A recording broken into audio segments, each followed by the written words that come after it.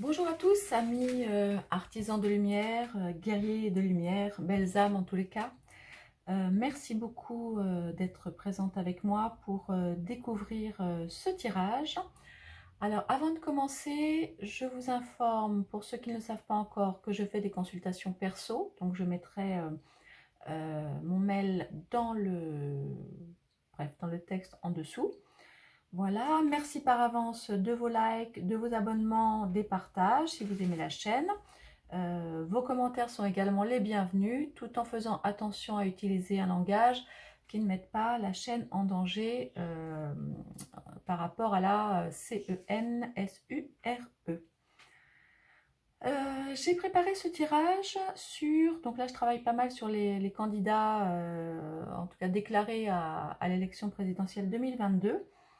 Et tout comme j'ai fait il y a, je sais plus, une semaine ou 15 jours, le portrait de Manu Macaron, et bien là, je me suis interrogée sur qui est Valérie P, candidate très très bien positionnée, voilà, une candidate très très bien positionnée par contre sur les élections 2022. Voilà, donc comme pour Emmanuel, je vais aller voir, enfin en tout cas c'est ce que j'ai demandé aux cartes, qui était cette personne, son énergie principale, ce qu'elle souhaitait, sa blessure, et potentiellement ce qu'elle cache si elle cache quelque chose. Alors c'est parti, donc j'ai fait appel à mes deux chouchous on va dire du moment, donc mon tarot des moments mystiques et mon Béline. Voilà, donc j'ai tiré une carte à chaque fois. Donc ici vous avez donc le 2 de bâton et donc le chien, la pensée, l'amitié. De ce côté-là, effectivement, l'as d'épée et l'accident, donc chez Béline. Ok. Les pénates et la mort. Et pour finir, ok, bah c'est charmant, l'union et le diable. Voilà. Concernant nos dos de deck, nous aurons côté tarot le 3 d'épée. C'est quand même assez violent. Et ben voilà, et la ruine du côté de Béline. Alors c'est parti, j'espère que le positionnement, ouais, ça m'a l'air pas trop mal. On y va. Donc, on va commencer effectivement donc par là-haut. Donc ces deux cartes-là, je vais essayer d'être rapide et concise. Donc ce que ça nous raconte sur Valérie. Donc Valérie effectivement apparaît comme quelqu'un de sympathique, de fidèle, quelqu'un sur qui on peut faire confiance. Elle se positionne effectivement comme la bonne amie, en tout cas quelqu'un voilà, de gentil qui a l'air parfaitement inoffensif. Vous voyez comme on le voit avec ce petit chien d'ailleurs, on pourrait presque dire, bon allez c'est taquin, qui a un petit peu de ressemblance avec notre personnage. Au niveau du tarot, alors cette carte est très intéressante. En fait, qu'est-ce qu'on voit? On voit le personnage donc, dont il est question, assise donc sur le toit de ce qui est sûrement sa maison. Alors, est-ce que c'est sa maison familiale ou sa maison politique? Bon, en tout cas, c'est un espace qui semble lui être familier. Elle est quand même relativement à l'aise. En tout cas, elle semble, hein, voilà. Et elle est assise là, bien tranquillement, à regarder la lune et à imaginer en fait quel pourrait être son avenir. Le tout en tenant effectivement le monde sur ses genoux, bien campé voilà, entre ses mains. Le monde représentant évidemment toutes les aventures qu'elle pourrait avoir à vivre et toutes les opportunités dont elle pourrait bénéficier.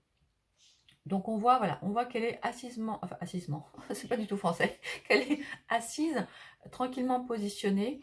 Voilà, le 2 de bâton, c'est clairement la carte des gens qui réfléchissent, mais de manière stratégique. Hein. Ce n'est pas, c'est pas comme le fou qui part à l'aventure ou ce genre de choses. Là, la personne prend le temps ou a pris le temps de bien réfléchir, de bien peser le pour et le contre pour imaginer son avenir. Donc si là, elle semble assise dans un endroit, on va dire, qui fait partie de sa zone de confort, elle prend quand même un petit peu de risque et on voit qu'elle est prête à en prendre davantage pour assouvir ses objectifs. Voilà. Concernant, bah justement, concernant ses objectifs, bah alors là, Bah, c'est intéressant aussi. Enfin bon, les cartes sont toujours intéressantes puisqu'elles parlent beaucoup. Qu'est-ce qu'on voit? On voit effectivement l'as d'épée et l'accident. Alors sur l'as d'épée, donc l'as, c'est vraiment dans le tarot la carte qui est synonyme de début, de passion, de lancement de quelque chose, etc. Et ce qu'on voit, c'est que eh bien, le souhait, voilà, pour lequel pardon, la personne à laquelle on fait référence, donc Valérie P, semble vraiment, euh, enfin, semble focus, voilà, c'est d'acquérir cette clé. Alors dans le tarot, effectivement, dans ce tarot, ça représente la clé de la connaissance et du savoir. Bon, maintenant, il est clair de comprendre et de faire le parallèle avec la clé du palais présidentiel, ok?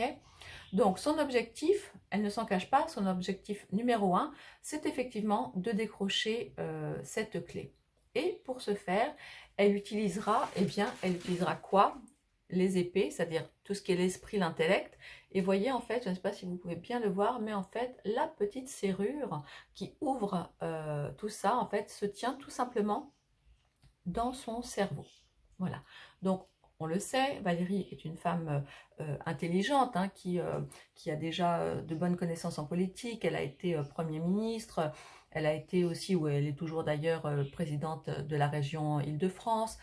C'est quelqu'un qui a une certaine aura déjà et qui a eu la chance ou pas de pouvoir en tout cas fournir des masques à ses électeurs hein, au mois de, je crois, au mois de mars-avril quand tout le monde semblait courir après, et je pèse mes mots, elle en tout cas a pu effectivement distribuer plusieurs millions de masques et se les faire livrer pour ses électeurs.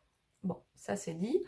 Donc, qu'est-ce qu'on voit effectivement? Donc, on voit que cette personne est assise, on voit qu'elle est vraiment tranquille, hein. Elle a les mains bien croisées, elle est très tranquille, très sereine. Elle a les yeux ouverts, donc elle sait parfaitement ce qu'elle sait. Néanmoins, on voit bien qu'elle ne nous regarde pas véritablement dans les yeux, hein. Donc, bon, moi, c'est un côté qui me déplaît, effectivement, les gens qui ne savent pas regarder dans les yeux. On voit que c'est quelque chose, même si elle y met, comment dire, l'as, c'est le côté un peu passionnel et enthousiasmant, d'accord? Mais on voit donc qu'elle est très posée, assise, et que pour parvenir à ses fins, alors je ne sais pas si vous voyez bien, mais en fait, il y a des montagnes. Donc évidemment, pour obtenir cette clé, il y a des hauts, il y a des bas, il y a des difficultés, mais notre personnage semble parfaitement tranquille. Elle revêt par ailleurs je ne sais pas comment on va appeler ça, une toge, une tunique, qui est pleine d'étoiles, voilà. Alors de manière générale, les étoiles là, sur cette toge font référence en fait à l'aspect divin des choses. Moi, quand je vois cette tunique là, ça me fait plutôt penser aux étoiles de l'Europe. Donc, est-ce qu'elle vise, voilà, est-ce qu'elle a des accointances avec l'Europe? Est-ce qu'elle vise l'Europe? Est-ce qu'elle est protégée par l'Europe? Enfin voilà ce à quoi me fait penser cette carte. Et puis, eh bien, son autre objectif, qui est peut-être encore caché pour le moment, effectivement, c'est l'accident. Donc euh, l'accident qui peut venir de l'intérieur ou de l'extérieur, on voit de toute façon que c'est assez soudain, hein, puisqu'il y a de la foudre là. Et que fait cet accident? Eh bien, vous voyez, il va cramer ce qu'il y a autour, il va détruire les fondations qui sont en place, cette tour. Alors, est-ce que cette tour représente la France? Est-ce que cette tour représente la République telle qu'elle est actuellement? En tous les cas, on voit qu'elle va profiter ou attendre un accident, comme je vous le disais, extérieur ou programmé, pour faire en sorte que tout s'effondre et qu'elle se positionne comme quelqu'un qui va pouvoir reconstruire. L'accident me fait aussi penser à la vidéo donc, que j'ai faite sur donc, son concurrent principal, hein, qui est donc le grand Manitou qui a lui actuellement les clés du palais. Je vous invite à aller voir cette vidéo. Je ne sais pas si les cartes m'ont donné une réponse symbolique ou réellement physique, mais il se peut effectivement que Manu ait dans les prochains mois, dans les prochaines semaines, un accident assez, peut-être même irréversible. Donc je vous laisse aller regarder la carte. Voilà. La carte, pas du tout, la vidéo. Je mettrai le lien sous la description. Voilà, donc elle attend effectivement un accident et son objectif c'est de récupérer la clé de l'Élysée. Voilà. Concernant sa blessure, là j'avoue que c'est peut-être un petit peu moins parlant que ça l'était pour Manu, parce que nous avons, bon, la carte de la mort, je vais vous en parler, et la carte des pénates. Donc, est-ce que la carte des pénates représente une douleur qu'elle aurait eue au sein de sa maison, c'est-à-dire de sa famille, de son foyer, lorsqu'elle était plus jeune, hein, comme c'était le cas pour Manu, vous irez regarder la vidéo. Donc, est-ce que cette tour représente sa famille, enfin sa maison, son foyer ou son foyer politique? Bon, je pencherais peut-être pour sa maison personnelle, encore que les deux puissent être possibles. Et ce que je vois effectivement, sa blessure est très importante. Donc, où effectivement elle est liée à un décès qui aurait eu lieu dans sa famille et qui l'aurait profondément marqué. Mais ce que je vois surtout, c'est que elle semble apparaître, parce que vous voyez la mort, donc la mort c'est aussi une carte positive, hein, c'est une carte de renaissance qui dit que sous l'aspect de la mort, en fait, se cachent encore des fleurs et de belles choses. Là, ce que je vois, c'est une jeune femme qui regarde un peu, bon, son regard ne semble pas forcément très allumé, très vif. Cela dit, il ressemble assez, attendez, je vais vous l'approcher parce qu'il me fait vraiment penser pour le coup au personnage réel actuellement. Donc, s'agit-il donc de la jeune femme qu'elle était, qui rêve de sa liberté et qui était vue au sein de au sein de son foyer, au sein de, peut-être, est-ce que ça c'est l'autorité paternelle, est-ce qu'elle était finalement assez transparente et avait du mal à trouver sa place. C'est un petit peu comme ça que je le vois. On sent qu'elle souffre, mais pas vraiment. Elle est un petit peu plutôt comme endormie. Vous voyez, elle rêve un peu de sa liberté, mais bon, c'est pas très, ce n'est pas très, comment dirais-je, très actif. Hein. Elle a un petit côté pour moi un petit peu passif qui apparaît sur cette carte.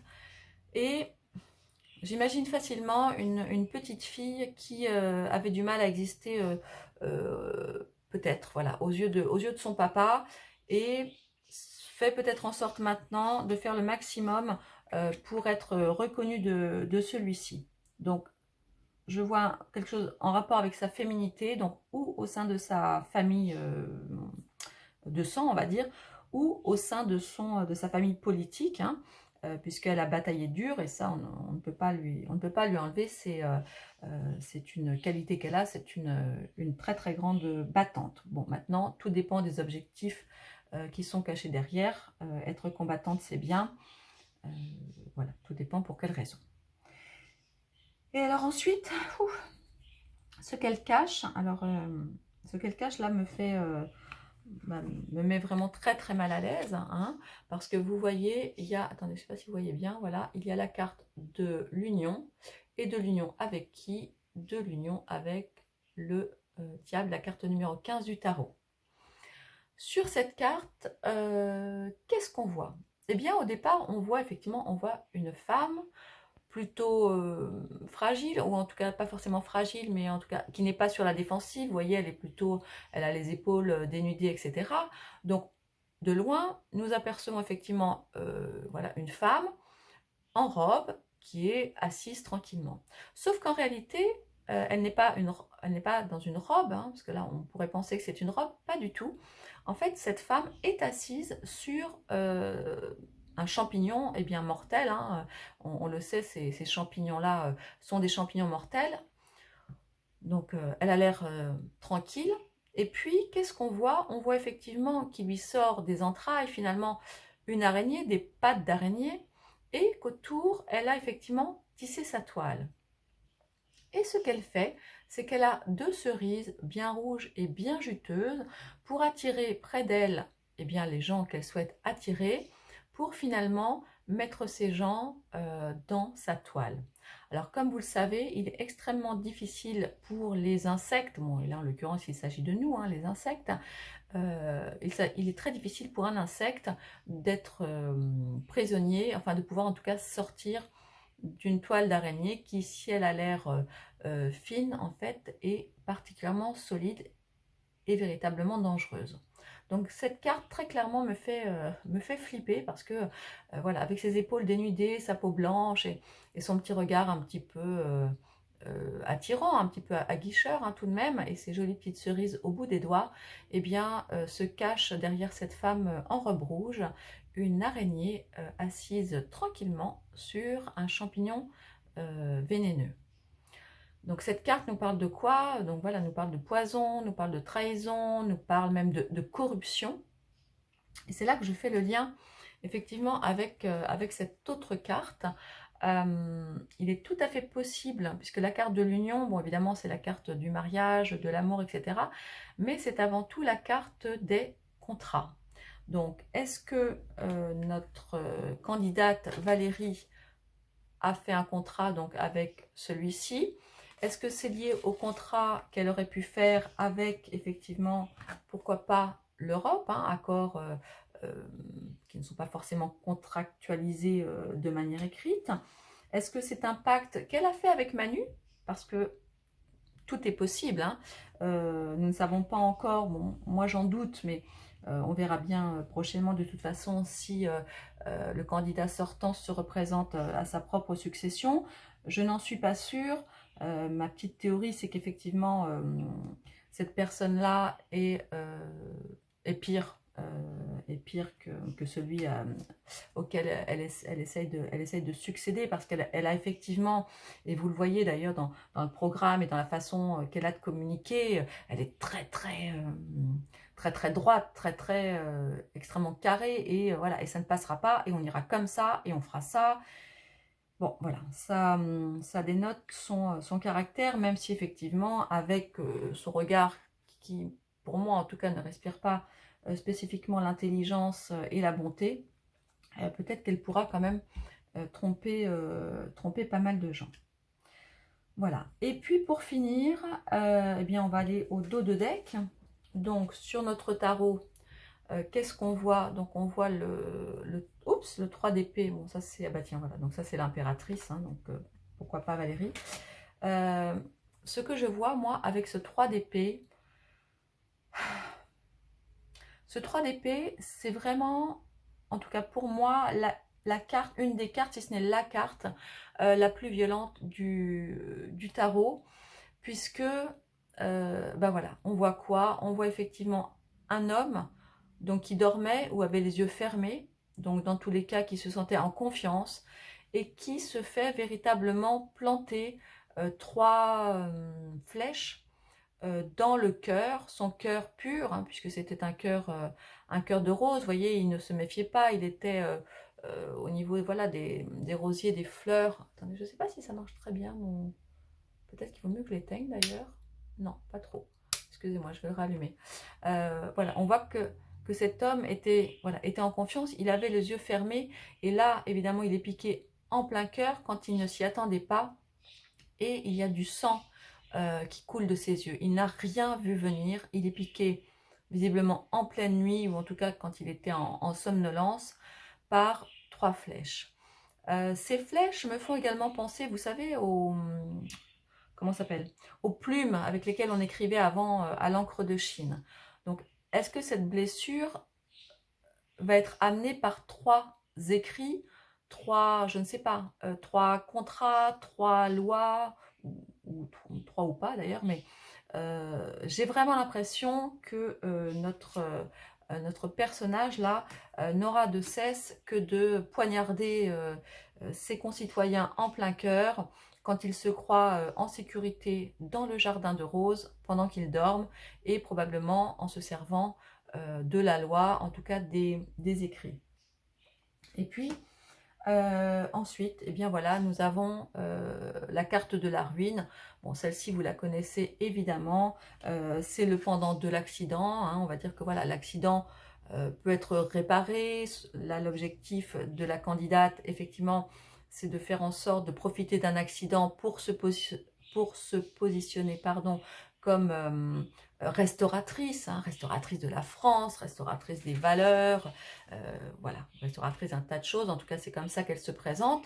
Donc là, en se servant d'un accident, mais au final, ce qu'il y a derrière, eh bien, ne me fait pas rêver, puisque là, c'est la ruine, et on le sait très bien, c'est tristesse, c'est trahison, c'est déshonneur, c'est vraiment des choses à plus long terme. Voilà, donc voilà ce que je peux vous dire. J'essaye d'être rapide, ah oui, et malheureusement, vous voyez, derrière, nous avons quand même un appui, hein. Nous avons quand même un appui. Ouais, malheureusement, cette femme est soutenue. Et elle est soutenue aussi, je pense, là, je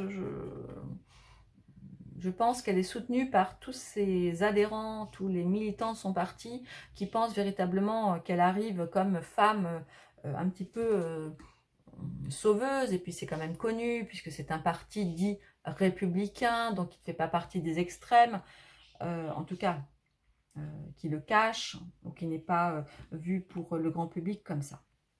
Donc, pour résumer notre petit tirage, on voit effectivement quelqu'un qui apparaît comme quelqu'un de gentil, de fiable et de fidèle, qui en réalité est une véritable stratège et prend le temps de mesurer son plan, okay, pour agir, qui n'attend qu'une chose, effectivement, c'est d'aller...